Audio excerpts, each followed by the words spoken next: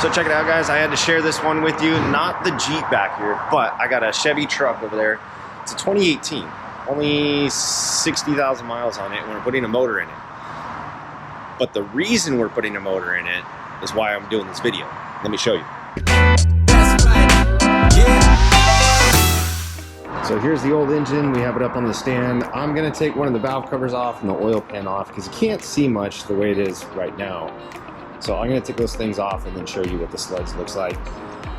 I got Lee over there hanging out of the hood of that truck. That's the one we're putting the engine in. So he's scrambling to assemble the new one. So I took one of the valve covers off so you can see it. You can see the sludge down in there. Grab some with my finger there. See, it's pretty thick.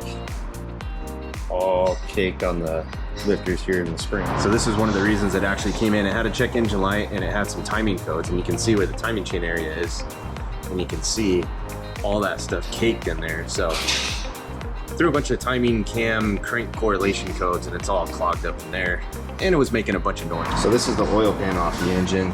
This is where majority of the noise, this is why it was making noise. So the oil gets, the sludge, I should say, see that thick stuff, gets clogged up in the bottom of the oil pan. There's a pickup tube with a screen down there. So it clogs that screen and then it starts the engine for oil.